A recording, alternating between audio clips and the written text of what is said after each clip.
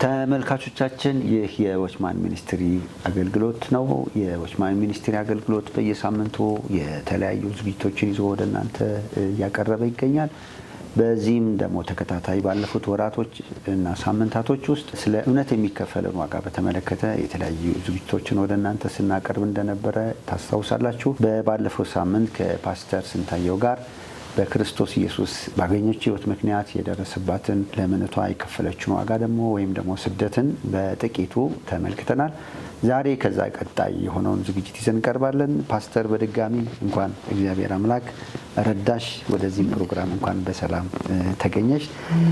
ጌታ ይባርክሽ። እንግዲህ በባለፈው ሳምንት በግል የደረሰብሽን ከክፍለ ሀገር ተሰደሽ ከዛም ከእናትሽም ጋር ደግሞ ወደ አዲስ አበባ መጣችሁ፣ እናትሽንም ደግሞ ጌታ አግኝቷቸው ስደቱ የእናትና የልጅ ሆኖ በዛ መንገድ ውስጥ እያለፍሽ እንደነበረ ይህንን ነገር አጫውተሽናል። እንግዲህ መቼስ ያንቺ ምስክርነት እንዲህ በቀላል ማለት በዋዛ በዚህ ደቂቃ እንዲህ ነው የሚባል አይደለም።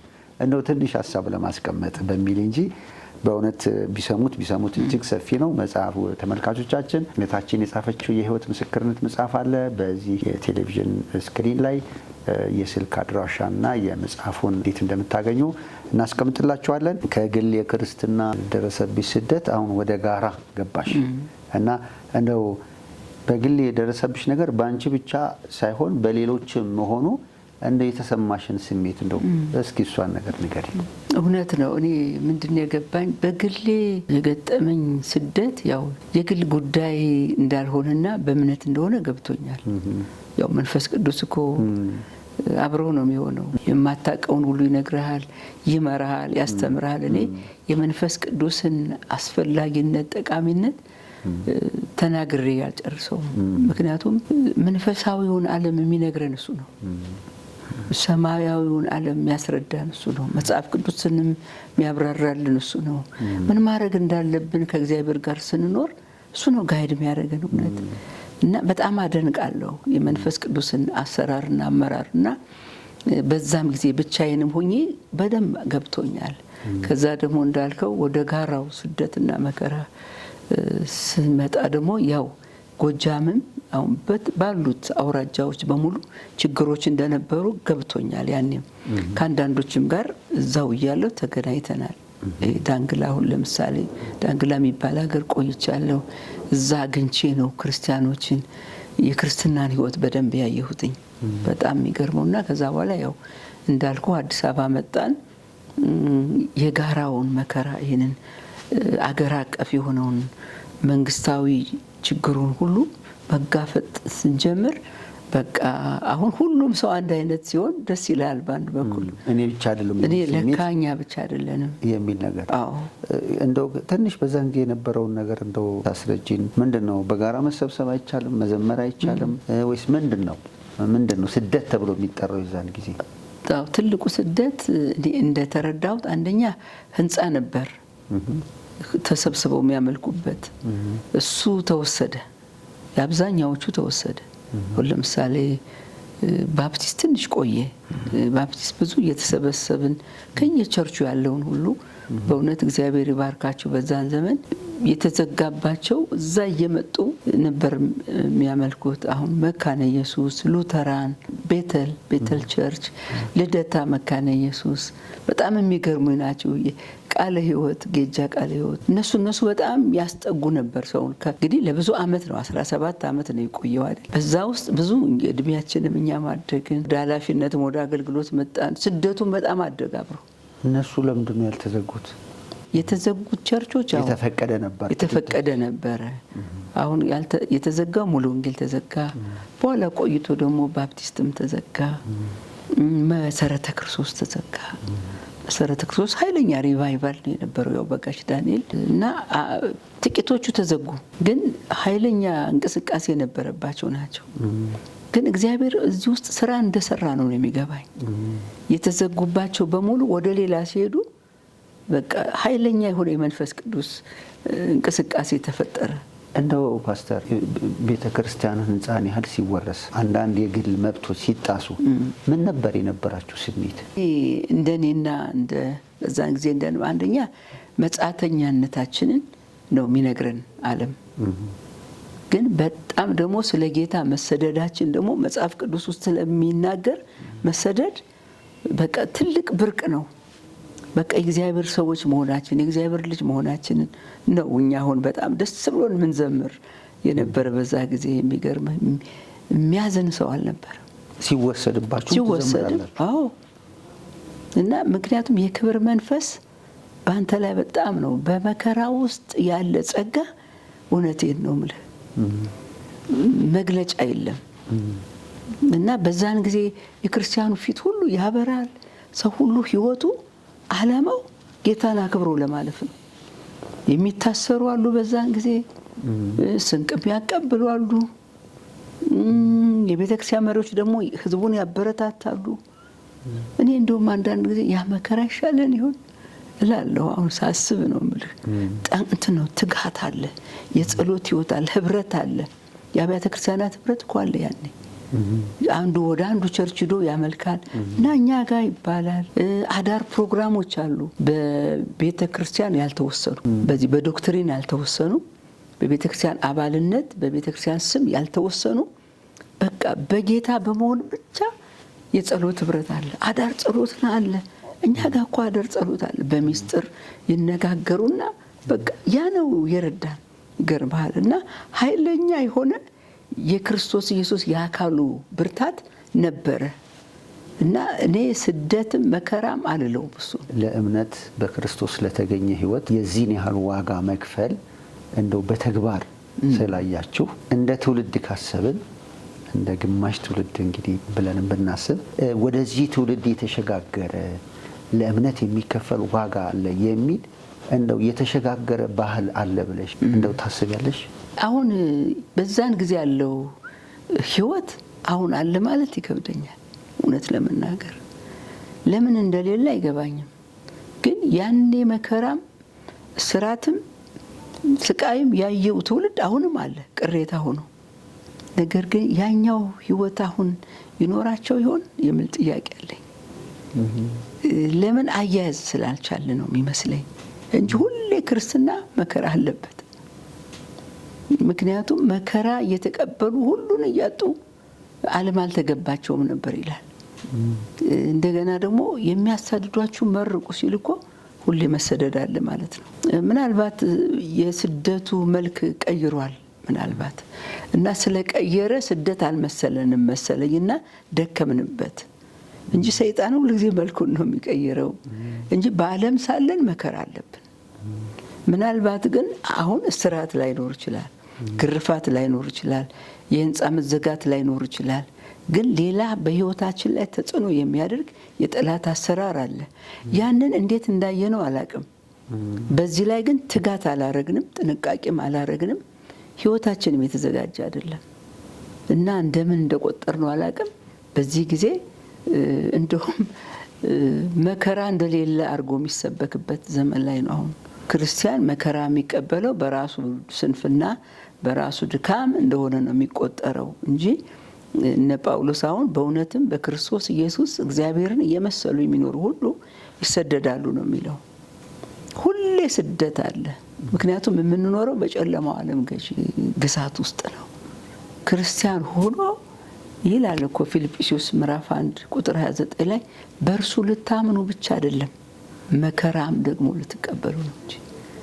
እኔ ልክ ቻግኒ እንደዛ ድንጋይ ሲወርድብኝ እና ልተው ሳስብ እግዚአብሔር ነው ምስክር ያው ስለምናገረው ነገር ልተው ሳስብ አንደኛ ፍቅሩ ያዘኝ፣ ሁለተኛ ደግሞ ቃሉ ቅድም እንዳልኩ ካንተ ወደ ማን እንሄዳለን የሚለው ቃል እንዲሁ ዝም ኖርማሊ አይደለም። ያን ያልኩት ቆሜም ሄዳላ እያለቀስኩ ነው እና ጌታ ሆይ ካንተ ወዴት እሄዳለሁ?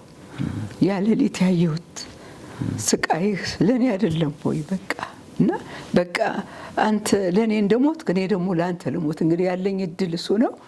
ሙቼም ቢሆን በቃ ፍቅርን እገልጣለሁ፣ ወዴት እሄዳለሁ ብዬ እግዚአብሔር በጣም የረዳኝ ጊዜ እዛ ጋ ነው እና ተመልሼ እንድቀጥል ያደረገኝ ምን ለማለት ነው? መከራና ክርስትና በጭራሽ አይለያዩም። በዚህ በመከራ ውስጥ የነበረው ጸጋ መከራን ወይም ደግሞ ለእምነት ዋጋ መክፈልን እንድንደፍረው ነው የሚያደርገን። ይህን በተመለከተ እንደው በዚህ ስደት ውስጥና መከራ ውስጥ ካለፉ ወገኖች ጋር ተገናኝታችሁ አሁን ካለው እንደው የክርስትና እንደው ክፍተት አንጻር ታውጋላችሁ? ያን ዘመን አንስታችሁ ውስጣችሁስ እንደው ምንድን ነው የሚሰማችሁ?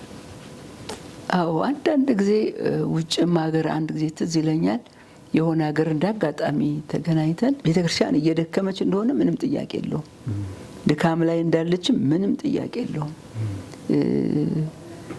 እንደዚህ አይነትም ቤተክርስቲያን ትሆናለች ብዬ ነው ያልገመትኩም። ስለ ኢትዮጵያ ቤተክርስቲያን ነው እና እናወራለን። እዚህም አንዳንዱ እዚህ በተለይ አሁንም መጥቼም ሁልጊዜም ስመጣ የድሮውን ህይወት ነው ቤተክርስቲያን ወዴት እየሄደች ነው የኛስ ህይወት ይላሉ። ስትገናኝ መቼም የድሮ ነው አይደል የምታስታውሰው። እና አንድ ስፍራ ላይ ግን ተሳስተናል። ምንድነው ምለው እኔ አጠቃቀም አልችልም እንደገባኝ ጊዜ አጠቃቀማል። መከራን ራሱ አጠቃቀም መቻል አለብን። ሐዋርያት እኮ መከራቸውን አጠቃቀም ነው የቻሉት። ለኔ ክርስቶስ ሞትም ጥቅሜ ነው አጠቃቀም መቻለው። አጠቃቀም ስትይ መከራን ለእምነት ሲባል ሁሉም ትቶ ዋጋ የሚያስከፍለውን ትቶ ክርስቶስን መስሎ ለመሄድ የሚደረግ አቅም እንደማለት ነው። አዎ እሱም ማለት ነው። ምክንያቱም መከራው የግድ ነው፣ ዋጋ ይጠይቃል። እና እኔ ምንድነው ገና ጌታን ስንቀበል ህይወታችን መስጠት አለብን። ሰው ሲያገለግል ለጌታ ህይወቱን ሰጠ አይደለም። አገልግሎት ላይ ጊዜያችን ነው የምንሰጠው፣ ህይወታችን አይደለም። ክርስትና ላይ ነው ህይወት የሚሰጠው። ምክንያቱም ጌታ የሚላል እኮ ማንም ሊከተለኝ ቢወድ እኮ ነው የሚለው ራሱን ይካድ፣ ትዳሩን፣ ልጆቹን፣ ቤተሰቡን ሁሉ ባይተው ለኔ ሊሆን አይገባውም ነው የሚለው። ሌላው ደግሞ በፍጹም ልብ፣ በፍጹም ኃይል፣ በፍጹም ሐሳብ ጌታ አምላክን ውደድ ይላል። እና ይሄ ስንወደው ጌታን መሞት ነው። እኔ ክርስትና ያስረዳኝ ነገር በቃ መሞት ነው፣ መሰዋት ነው፣ ውስጥን መሰዋት ነው። አምልኮ እሱ ነው። አምልኮ መዘመር እኮ አይደለም። አምልኮ እኮ መሰጠት ነው። ቅድም እንዳልሽው እንግዲህ ፓስተር ነገሮችን እያጡ ማለት አዳራሽን፣ ቤትን፣ ንብረትን፣ የመኖር መብትን እያጡ መምጣት ሀዘን ሳይሆን በውስጥ ሰላምና ደስታ ነው የሚፈጥረው እያልሽን ያለው እውነት ነው። ስለዚህ አሁን ደግሞ ምናልባት በዚህ ዘመን ለክርስትና ወይም ደግሞ ይሄ የጌታ ፍቃድ አይደለም፣ ይሄ ጌታ አይከብርበትም ብሎ በጣም ትንሽ የሆነ ነገር እንኳን ለመተው አቅም የማጣት ነገር ይታያል። ለምን ይመስልሻል? ጳውሎስ ምን ይላል? እለት እለት እንሞታለን ይላል። በየቀኑ የሚጠይቀን ዋጋ አለ ክርስትና። የሚገርመው እንደገና ደግሞ ዓላማ መሆን አለበት ክርስትና። ኑሮ አይደለም ዓላማ መሆን ያለበት ክርስትናችን ነው። አሁን ከአባቶቻችን ስንመለከት እነ ዳንኤል፣ እነ ነህምያ፣ ንዝራ በምርኮ ምድር የነበሩትን ስታይ ህይወታቸው የዓላማ ህይወት ነው። ችግራቸውን አይደለም እያንሰላሰሉ ያሉት፣ በሰው ሀገር መሄዳቸውን አይደለም፣ በምርኮ መኖራቸውን አይደለም። ባሪያ ሆነን ተሽጠናል እኮ ነው የሚሉት። ግን ባሪያ ሆነን ተሽጠናል በሚሉት ሀገር ውስጥ ግን አምላካቸውን ነው ያስከበሩት። ነው ጌታ እኮ ህይወታቸው ነው። እኔ የነሱ ህይወት ነው በጣም አቅም የሆነኝ የሚገርመና በተለይ ባሳለፍኳቸው በግል በገጠሙኝ ያው አንዳንድ ቦታ ስሰብክ እነዛ የተሰበከላቸው ሰዎች ጌታን ተቀብለው ታስረው በእነሱ ምክንያት ስደት ሲነሳብኝ አገር ለቅቄ ከሀገር ወደ ሀገር ከጫካ ወደ ጫካ ስንከራተት ምንድነው የገባኝና የረዳኝ የነሱ ህይወት ነው። ክርስትና በቃ ለኑሮ የምትኖርበት አይደለም፣ ለህይወት ነው የምትኖረው። ቅድሚያ የምትሰጠው ለህይወት ነው። እና ያ ነገር የተረሳ መሰለኝና ዘመናዊነት እየገባው ነው አሁን ሳይ። ዝም ብሎ ከዚህ ዓለም ጋር አለ። ይሄ እንደ አባቶቻችን ስትሬት መሄድ የለም እንደማየው። ዝም ብሎ እንትን ምንድነው ማየው ነው ሶሻል ላይፍ ነው፣ ስፒሪቹዋል ላይፍ አይደለም። ሶሻል ላይፍ ደግሞ የጋራ ነው። እከሌ ምን አረገ፣ እኔ ምን ማድረግ አለብኝ። እና ክርስትናን የጋራም እንሄድበት አለ፣ ግን መሰረታችን ግን የግል ነው። ከቤተሰብም ቢሆን እንዴ በጣም የግል ነው። የሚገርም ብቻ የምትወስነው ህይወት ነው። እንደው ፓስተር በዛ ስደትና መከራ ውስጥ ሆናችሁ የተወሰደብን አዳራሽ ይመለሳል፣ ያጣነውን ቤት እናገኛለን፣ የሥራ እድገት እናገኛለን የሚል ተስፋ ነው የነበራችሁ ወይስ ምን ነበር ተስፋችሁ? እኔ አብዛኛዎቹን እንዳየኋቸው በእርግጥ በእድሜ በጣም ከኔ የሚበልጡም አሉ። አሁን አዲስ አበባ ከመጣሁ በኋላ ከስራ የተፈናቀሉ አሉ። ክርስቲያኖች ስለሆኑ አጋጥመውኛል እነሱንም ማየት። ምክንያቱም የነዛ ህይወት ለእኔ ጉልበት ሆነ። ይገርማል። ለካ እኔ ብቻ አይደለሁ ብያለሁ። የነሱ ህይወትና ጭከናቸው ደስ ይላቸዋል። ዛሬ እኮ ከስራ ተባረርኩኝ ብሎ ጌታው ስም ይባረክ ለዚህ ስላበቃኝ ነው የሚለው። አዎ እንደ አንድ ወንድም እኮ ስንቅ ይዞ ሄደ ለታሰሩ ክርስቲያኖች ይዞ ሄደና ኋላ ተመልሶ መጥቶ ነው የሚነግረኝ። ከዛ በኋላ ለፖሊሱ ሰጠው ማለት ነው ስንቁን። ለታሰሩ በሃይማኖት ለታሰሩ ስጥልኝ ብሎ እሺ ብሎ ስንቁን ተቀበለው ፖሊሱ። ከዛ ቆመ። ያ ወንድም ምን ሆነ ነው ቆመ የምታየኝ አለው። አይ እኔም እኮ ጴንጤ ነኝ እና ምን ላርግህ እሰረኝ ብዬ ነው። እነሱንም እናረግበት አጠናለው እየበዙ አስቸግረውናል፣ ሂድ ከዚህ ያለው እና መታሰር እንኳን ይፈልጋሉ። ያኔ ይገርማል። ለጌታ ሳልታሰር መስዋዕት መሆን እንዳልቀር ያን ያክል ነው ህይወታቸው ለጌታ። ፓስተር እንደው በቀደም ስትመሰክሪ ሰማሁት ወደ አዲስ አበባ ከመጣሽ በኋላ ከዛ በስደት ነው የወጣሽው ከነበርሽበት የተወደደ ስፍራሽ። ጌታ እንደገና ተመለሺ ብሎሽ ወደ እስር ቤት እንደተመለሽ ይሄን ተናግረሽ ነበር። እስኪ እሱን ታጫውቺ ለተመልካቾቻችን። እሺ ትንሽ እሱን ልናገር። እንግዲህ ወደ እስር ቤት ከመሄዴ በፊት ከ2 ዓመት በፊት ነው ከጎጃም የወጣሁት። ያው ባለችበት እያስተብዬ የቤተ ክርስቲያን ሽማግሌዎች 2 ሽማግሌዎች እንኳን ታስረዋል። እሷን ካልሰጣችሁን አትፈቱም ተብለው፣ ሌሎች ደግሞ ያልታሰሩ አሉ። እና ያልታሰሩና እኔ ትንሽ ብዙ አሳልፈናል መከራ። ማለት ህዝቡን እንዴት እናርገው ነው፣ እሷንስ እንዴት እናርጋትና አንድ ትንሽ ቤት ውስጥ ተዘግቶብኝ ነው ያን ጊዜ እግዚአብሔር የምናደርገውን እስከሚያሳየን ድረስ ብለን እዛች ቤት ውስጥ ነበር። ኩሽና አጠገብ አንድ ትንሽ ቤት፣ አንድ ወንድም ቤት አጠገብ ነበር የምኖረው እሱ ቤት። እና አሁን ከስንት ጊዜ በኋላ ወጣሁና በጫካ አንድ ወንድም እየመራኝ ፍተሻ አለ፣ ከባድ ነው። እንደገና ደግሞ ባለችበት እያስተብያለሁ። ስሜ ተበትኗል ከተማ ውስጥ። እሱ ብቻ አይደለም፣ ስንታየው መንግስቴ የምትባል እዛ ከተማ ውስጥ አግኝተው በስሜ እየፈለጉ ስለሆነ አሰሯት። እኔ መስያቸው 15 ቀን ታሰረች አሉ። እኔ እዛ ከተማ ነኝ፣ ግን ያን ሁሉ ጌታ ነግሮኛል አስቀድሞ። ምክንያቱም ከተማ ውስጥ ያለውን ስደት ሁሉ ነግሮኛል። ሊሆን ያለውን ሁሉ በእኔ ምክንያት እንደሚሆን በግልጽ ነው የምልህ። እንደው ከብዙ ሰዓት በኋላ መንፈስ ቅዱስ በእኔ ውስጥ ቃቶ ማለት ነው በጣም ስለማላቀው ነገር ህዝብ ደህንነት፣ ቀበሌ አስተዳደር፣ ፖሊስ ጣቢያ ያለ መንፈስ እያልኩ ነው መጸልየው። ምንም ከተማ ውስጥ ያለውን አላቅም። ከሌላ ከተማ ነው ማታ የመጣሁት። እንዲሁም በእግሬ ብዙ ተጎድቶ እግሬ ቆስሎ በእግሬ ብዙ ስለሄድኩኝ ከተማ ደርሳለሁ ብዬ እንኳን አላሰብኩም። ጌታ ላመስግን ብዬ ለ5 ደቂቃ ልጸልይ ስል ነው ያ የጸሎት መንፈስ በእኔ ላይ ፈሰሰው። እግዚአብሔር ሊሆን ያለውን ስለሚያውቅ ስለኔ ማለደ። ኃይልም ሰጠኝ፣ ጉልበትም ሰጠኝ። በዛ ሌሊት ብዙ የጠላት ስራ ፈርሷል። ለካ ያ ሌሊት ምንድነው እንደዛ የመሰከርኩላቸው ገጠር የመሰከርኩላቸው ወገኖች በጌታ በጣም በርትተው እነሱ ታስረው መጥተው እኔ ያለሁበት ከተማ አሉ። እነሱ በቃለ መጠየቅ እየተጠየቁ ነው። ለካ ስለ እኔ ነው የሚጻፈው፣ ፖሊሱ የሚጽፈው። ያንን ነው መንፈስ ቅዱስ የሚያፈርሰው።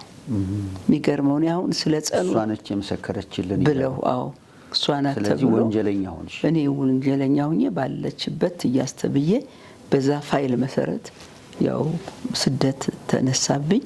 ስለዚህ ከዛ ከተማ ስትወጪ አንቺ በመንግስት የምትፈለጊ ብዙዎችን ወደዚህ የተሳሳተ እምነት ያመጣሽ ወንጀለኛ ተብለሽ ነው የመጣሽ ተብዬ ነው። ተመልሰሽ ሂጂ ሲልሽ ጌታ ምን ተሰማሽ? እሱ ነው ለእኔ ትልቁ የእኔ አለመሆኔን ያወቅኩት 2ኛ 3ኛ ጊዜ እሱ ላይ ነው። እንዴ አትራራልኝም ወይ? እንደውም ሰይጣን ነው የመሰለኝ። በኢየሱስ ክርስቶስም ደግሞ በዚህ መንገድ መጣህ አልኩኝ። ግን ደጋግሞ ጌታ ተናገረኝ እንደመሄድ ጎጃም ከዛ ያው ከእግዚአብሔር ጋር ትስማማለህ። ሌላ አማራጭ የለኝም። እግዚአብሔርን እምቢ ማለት አልችልም። የእሱ ነኝ። በቃ ህይወቴ በሚገርም አይነት ነው ያገኘኝ እና አባቴ ነው፣ አምላኬ ነው። እሱን ብዬ ነው እንግዲህ ያው የእግዚአብሔር ቃል እንደሚናገር ብዙ እንቁ ያለው ሰው እንቁን ሁሉ ትቶ አንድ እንቁ ነው የሚገዛው አይደል ያለው። እና ለእኔ ሁለንተናዬ ነው ይሄ አንዱ እንቁ ኢየሱስ። ሁለንተናዬ ነው፣ አባቴ ነው፣ እናቴ ነው፣ ወገኔ ነው፣ ሁለንተናዬ ነው፣ መነሻዬ መድረሻዬ ነው። እና ከእሱ ማሳዘን አልፈልግም። በቃ ፈቃድ ከሆነ እኔ ደግሞ ሄድኩኝ። ስሄድ ደግሞ እሺ ስትይው ደስታ ተሰማሽ? ፍርሃት አልነበረሽም? በፍጹም። በውስጤ የገባውን ኃይል አልረሳውም። ሌላ ሰው አረገኝ። በቃ ደፋር ሆንኩ እና እንደውም አስታውሳለሁ ጎጃም እሄዳለሁ ማለት ካልኩ እንደሚያስቀሩኝ አውቃለሁ። በጣም ይወዱኝ ወገኖች አሉ። ያው አገልግሎት ላይ ያው ጸጋህን ሰው ሲጠቀም ይወድሃል ያስብልሃልም። እና ግን መንገር አልፈለኩም። መሰረተ ክርስቶስ የሆነ ግሩፕ ነበር ማገለግላቸው፣ ሙሉ ወንጌሎች አሉ። ያን ጊዜ ደግሞ ያው ህንጻውን ስለሌለ ብዙ የአብያተ ክርስቲያናትን በአንድ ላይ ነው በድሉ የምታገኘውና ከዛ ለነሱ ልነግራቸው አሰብኩኝ።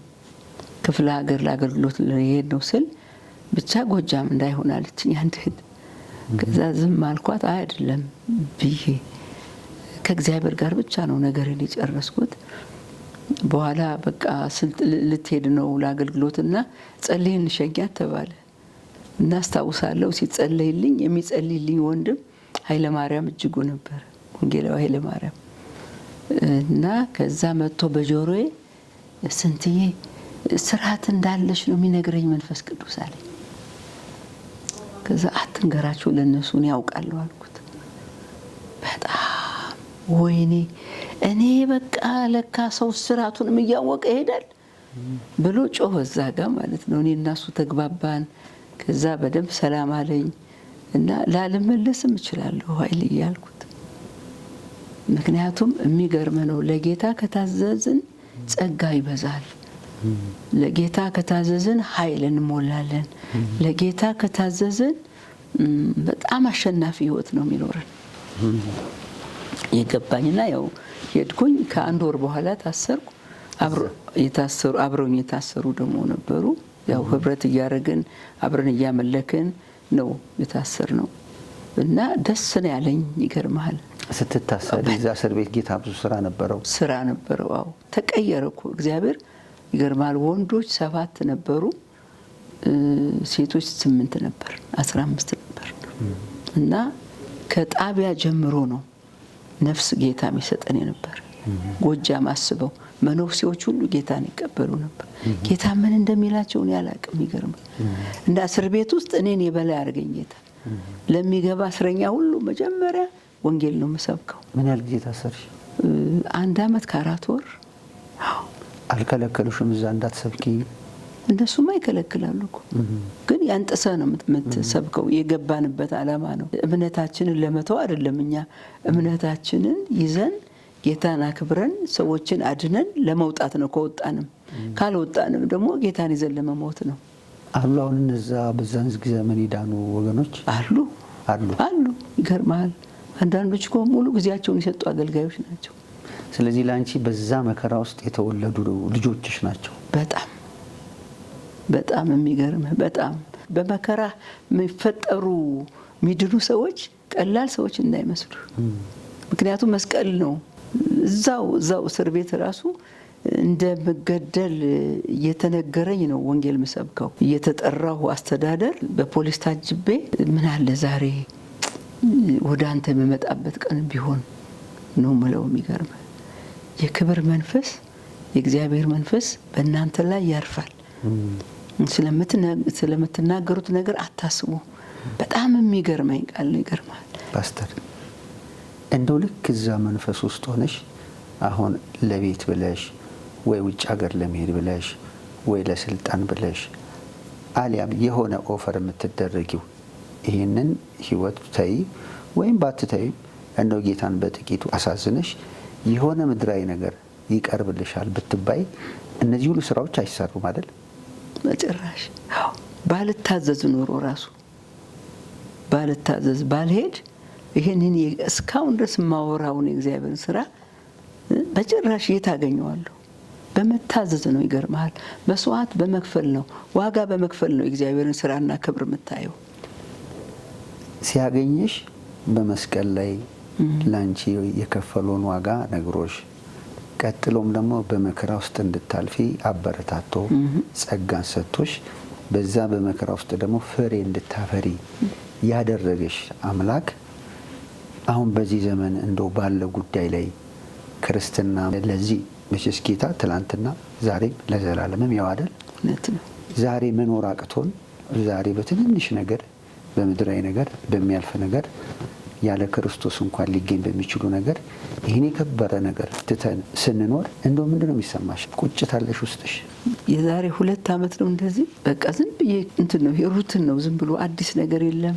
ድካሙ እየጨመረ ነው፣ ድንዛዜው እየጨመረ ነው፣ ማስመሰሉ እየጨመረ ነው፣ በእግዚአብሔር ቤት ድራማው እየጨመረ ነው። ለየት ያለ ነገር እንደ ድሮ ወይም እንደ አባቶቻችን ዘመን አታይም። ድካም ድካም ድካም። እንደዚህ ስል እግዚአብሔር የመረጣቸው ቅሬታዎች የተረፉ የሉ ማለት አይደለም። ግን ማጆሪቲው ግን በጣም አነጋጋሪ ድካም ነው፣ ድንዛዜ ነው። የአብያተ ክርስቲያናት መገነጣጠል ስታይ፣ ሁሉ ሰው በራሱ መንገድ ሲሄድ ስታይ እና ያን ዘመን መከራው አንድ አድርጎናል። ይገርማል።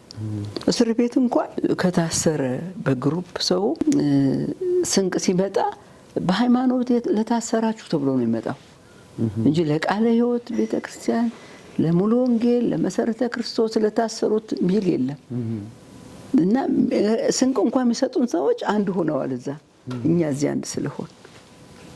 አሁን ግን አንድ ወንጌል እየሰበክን የአብያተ ክርስቲያናት ተብሎ ወንጌላውያን ተብሎ በጭራሽ ህብረት የሚባል የለም፣ መግባባት የሚባል የለም። እና ይሄንን ማየት ለኔ እዛ ወይኔ ቤት ውስጥ ያየሁትን ያን መልካም ህይወት ወይኔ ቤት ብቻ አይደለም ከወጣሁም በኋላ ከመግባቴም በፊት እዚህ ሆኜ የቅዱሳንን ህብረት አይቻለሁ። የአብያተ ክርስቲያናትን የመሪዎችን ህብረት አይቻለሁ። መከራው እንዴት መሰለ ትርጉም ያለው ክርስትና መሪዎች እንዲኖሩ ያደረጋቸው። በውጭ ያለው ራሱ ሞዴል ነበር፣ ተጽዕኖ እናመጣ ነበር በራሱ በደህንነቱ። በዚህ የዛን ጊዜ የነበረው የአብያተ ክርስቲያናት ህብረት፣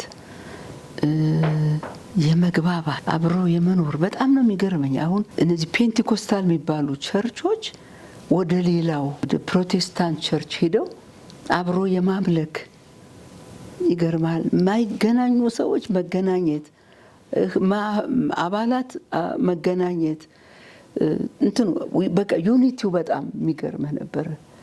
የለም የእንተና ቸርች የሚባል የለም ነበር። እና እንደ እግዚአብሔር ፈቃድ የሆነ መከራ ነበር። ያ መከራ መሪዎች ትክክለኛ የመሪ ህይወት ነበራቸው። ተጽዕኖ ፈጣሪ ህይወት ነበር። አሁን የምንሰማው አሁን የምናየው ነገር በጣም ከባድ ነው። እና ምን አልኩኝ? ጌታ ሆይ አልኩ። አንዳንድ ሰዎች ምናልባት የሚሰጡት ስም የራሳቸው ትርጉም ሊኖር ይችላል። እኔ ያልኩትና ከጌታ ጋር ነው። እኔ ከዚህ በኋላ እንደዚህ የሚቀጥል ከሆነ ህይወቴንም ይጎዳብኛል። እንደውም አንዳንድ ጊዜ ምናልባት ጤናማ ሰዎች ተነጥቀው ሂደው ይሆን? ምክንያቱም የምታየው ነገር በቃ የፈዘዘ የደነዘዘ እና ዓለማዊነት እና ሃይማኖታዊነት እና ወሬው ሁሉ ሌላ ነው። ድሮ ስትገናኝ አብረህ ተንበርክከህ ትጸልያለህ ወይ ቃል ትካፈላለህ። አሁን እንደሱ አይነት ነገር ሁሉ ጠፋና ምን አልኩኝ? በቃ ጌታ ሆይ ነፍሴን እንዳላጣ ውሰደኝ። ምን አረጋለሁ? ምንም ስራ የለም። በቃ የምናውቃቸውን ሰዎች የቀድሞ አይነት ህይወት የለም እና ቋንቋችንም ተደበላለቀ፣ መግባባትም አልቻልንም። ሰው ራሱ መንገድ ላይ እንኳ እንደ ክርስቲያን ቆሞ ተቃቅፎ አይሳሳምም። አንዱ ለአንዱ መልእክት አይሆንም። ሁሉ በቃ የሙታን እንትን ነው የሚመስለው። በውጭ ያሉትም ደግሞ የእግዚአብሔርን ስም በእኛ ምክንያት ሲሰድቡ ታያለህ። በጣም ማዝነው ሞቢ ሁሉ ተሰራብን፣ መሳቂያ ሆን ይሄ ሁሉ አይሰማንም። ደግሞ ጥሩ ስራ እንደሰራን ሁሉ ሚዲያ ላይ ደግሞ ያው መቼም አያልቅብንም። ይህን ቃል ይዘን እንቆማለን እንላለን ብዙ ነገር። እሱ አይደለም ከየት እንጀምር ማለት ብንችል ጥሩ ነው። ስብከታችንን ጥለን ትተን ጌታ ሆይ ምን እናርግ ወደሚለው ወደ ህብረቱ ቢመጣ መጀመሪያ እኔ ህብረት ቢኖር ጥሩ ነው እላለሁ። እንደዚህ ላይ ፓስተር እንደው ጌታ ተናገሪልኝ የሚል እድል ቢሰጥሽ ምን ትናገሪለታለሽ? ምናገረው አንደኛ ቅሬታዎች አሉ የተመረጡ ግን ብዙ መድረክ ማያገኙ ብዙ ተሰሚነት ብዙ እውቅና የሌላቸው ግን በብዙ መከራ ውስጥ የሚያልፉ አሉ። ማንም ፈላጊ የሌላቸው አሁን ሚዲያ ላይ የምታያቸው በሙሉ ግን አብዛኛውን ጤነኞች አይደሉም። በእውነት ጤነኞች አይደሉም። ጤነኞች ተደብቀው ያሉ ናቸው። በብዙ መከራ ውስጥ ያሉ ናቸው። ስለነሱ የመጽናናት ዘመን ይመጣል። የመጎብኘት ዘመን ይመጣል። ጌታ ኢየሱስ ክርስቶስ ከመምጣቱ በፊት የመንፈስ ቅዱስ ዘመን ይመጣል። ያቺ በሐዋርያት ቤተክርስቲያን የተጀመረችው የመንፈስ ቅዱስ ጅማሬ እሷ ትንሿ ናት። ዓለምን ሁሉ የሚወክል የመንፈስ ቅዱስ ትልቅ ስራ ይመጣል። አሁን ተጽናኑ፣ ልባችሁ አይዛል፣ በርቱ፣ እግዚአብሔር በሚሰራበት ጊዜ እናንተ ናችሁ ገንዘብ የምትሆኑት ብዬ እነሱን አበረታታለሁኝ። ልክ እንደ ስምዖን ማለት ነው። የእስራኤልን መጽናናት ሳያይ እንደማይሞት በመንፈስ ተረድቶ ነበር። እንደዛ አይነት በመንፈስ የተረዱ ሰዎች አሉ። ግን እንደ ኤልያስ ምናልባት የሌላው ብዛት እዛ ጋር ያለው የ400 ነቢያት ጩኸት እነሱን አሳዷቸው ይሆናልና ሞታቸው የሚመኙ ካሉ ከእግዚአብሔር ጋር የተጣሉ ካሉ እግዚአብሔር የተዋቸው የመሰላቸው ካሉ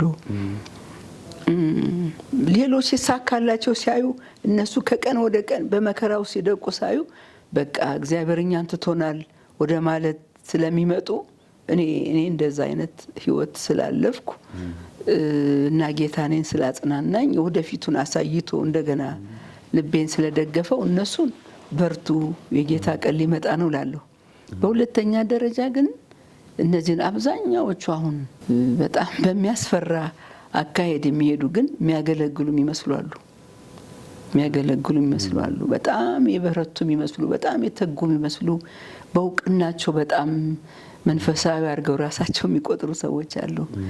እነሱን እግዚአብሔር የሰጣቸውን የንስሐ ጊዜ እንዲጠቀሙ በጌታ ፍቅር እናገራለሁ በጣም። ምክንያቱም ማንም የቆመ ቢመስለው እንዳይወድቅ ይጠንቀቅ ይላል ሐዋርያው ጳውሎስ። ደግሞ አገልግሎታችን ላይ ፎከስ እንዳናረግ ጳውሎስ ይናገራል። ምን ይላል? ለሌሎች ከሰበኩ በኋላ የተጣልሁ እንዳልሆን ራሴን እየጎሰምኩ አስገዛለሁ ይላልና ብዙ ሰው አገልጋይ በዚህ ጊዜ አገልግሎቱ ላይ ነው። በቃ አገልግሎቱ ህይወቱ ነው። አገልግሎቱ ምኑ ነው? በቃ ግን አገልግሎት ግን ህይወትን መኖር ነው። ቃሉን መኖር ነው። እኔ እንደገባኝ ቃሉን መኖር ከሆነ በየትኛውም ትውልድ ላይ ተጽዕኖ እንፈጥራለን። ሌላው ደግሞ የምናገረው ምንድነው? ባላደራዎች ነን። ሁሉ ጊዜ ትውልድ ባላደራ ነው። ከአንዱ ትውልድ ወደ ሌላ ትውልድ ነው የሚሸጋገረው አደራ።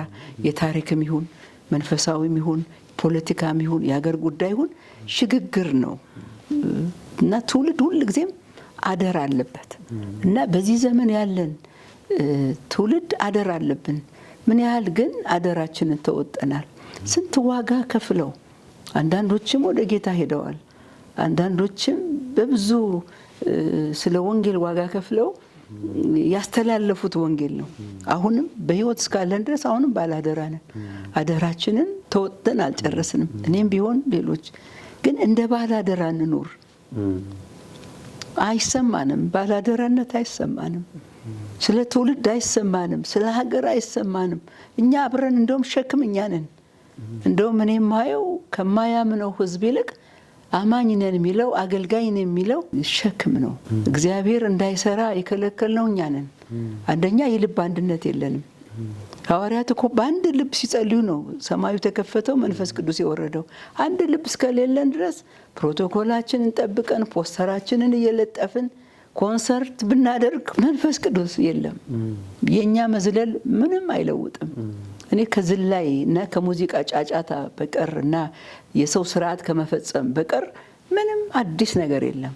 አዲስ ነገር ከመንፈስ ቅዱስ የሚመጣው አንደኛ እያንዳንዳችን ንስሐ መግባት አለብን። አባቶቻችን እሱን ያደረጉት እነ ነህምያ ህዝቡንም ራሳቸውንም አባቶችንም ወክለው ካህናትን ሁሉ ወክለው ንስሐ የገቡ የንስሐ ህይወት ነው እንጂ አሁን እውነት የሚጠይቀን ንስሐ ነው።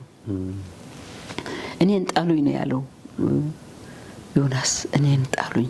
ቤተክርስቲያን ናት የዚህ ሁሉ ምክንያት። ቤተክርስቲያን ማለት ሁላችን ነን። ስለዚህ ለዚህ ልቡን ያዘጋጀ ሰው የለም። ምን የሚገርመው በመሪዎች ደረጃ በአብያተ ክርስቲያናት መሪዎች ደረጃ ትክክለኛ ንስሐ ያስፈልጋል። ትክክለኛ ንስሐ እኮ ስናደርግ ለውጦች ይመጣሉ። አሁን እኮ ትክክለኛ ንስሐ ስለሌለ ችግሩ እየጨመረ ነው የሄደው። እኛም እየደነዘዝን ነው፣ እየደነደን ነው። እና ንስሐ መግባት ማለት በማይክራፎን ሚዲያ ላይ መናገር አይደለም። ድርሻችን አልተወጣንም። እሱ በአብያተ ክርስቲያናት ደረጃ ትልቅ ችግር እንዳለ ነው የሚገባኝ። ለምን በአባቶቻችን ህይወት ላይ የምናየው ነገር አለ። ምን እናርግ ቢባል ጥሩ ነው። ምን እናርግ? የሚመለከተን እኛ ነው። ጉዳዩ ከኛ ነው የሚጀምረው። ምን እናርግ የሚሉ በዋናነት ያሉ አሉ እንግዲህ የምናያቸው፣ ግን ስራውን እየሰሩ ያለ አይመስለኝም። ስራው ልክ ሲሰራ እኮ ለውጥ ይመጣል። ዮናስ እኮ እኔን ጣሉኝ ሲል ማዕበሉ ጸጥ አለ። እና የሚመለከታቸው ሰዎች አሉ፣ እኛንም ጨምረው ንስሐ ያስገቡን። እነሱ ይምሯ። መሪዎች ስለመሩ አይደል የሚለው እግዚአብሔር ቃል። ህዝቡ በፈቃዳቸው ስለሰጡ ነፍሳቸውን እግዚአብሔር ይመስገን። መሪዎች መምራት አለባቸው። አሁን አይመስለኝም መሪ እየመራ አይደለም። ትክክለኛ መሪዎች እየመሩ አይደለም። እነ ዲቦራን ባርቅ ሲመሩ አይደለም እንዴ ጦርነቱ ያበቃው? እስራኤል ድል ያደረገው? አሁን የታለ ድል? የታለ ማሸነፍ? ሁሉም የራሱን ጥቅም ነው እየፈለገ ያለው። ጳውሎስ እንዳለው ሁሉም የራሳቸውን ይፈልጋሉ፣ የክርስቶስ ኢየሱስን አይደለም ነው። ሌላው ደግሞ እንደ ሁለት ትውልድ ነው የማየው። የቀደሙት አሉ፣ አሁን ደግሞ የተነሳ ትውልድ አለ። የቀደመው አሁን ህይወቱ ይናገራል፣ ይጸልያሉ፣ ግን የእግዚአብሔር ቃል እውቀት የላቸውም ድሮ። ምክንያቱም አንድ ጥቅስ ተጠቀሰ፣ በቃ በዛ ነው አሜን ሃሌሉያ ብለን በዛ ንስሐ ገብተን አለቃቅሰን ነው። አሁን ደግሞ ኃይለኛ እውቀት ያለው ትውልድ አያለሁ፣ ግን ህይወቱ አይናገርም። የድሮ ደግሞ ህይወቱ ይናገራል፣ እውቀቱ አይናገርም። አሁን ይህንን ክፍተት የሚያቀራርብ እውነተኛ መሪ ያስፈልጋል። ሌላው ደግሞ እንደ በርናባስ እነ ጳውሎስን ከተደበቁበት ከማይፈለጉበት የሚያመጣ ያስፈልጋል። ምክንያቱም እነ ጳውሎስ ያስፈልጉናል። አሁን እንደ ጴጥሮስ ብቻ አይደሉም። የጳውሎስ አስፈላጊነት የምናየው በርናባስ ካመጣው በኋላ የነበረው አገልግሎት ነው። በርናባስ ነው ያመጣው።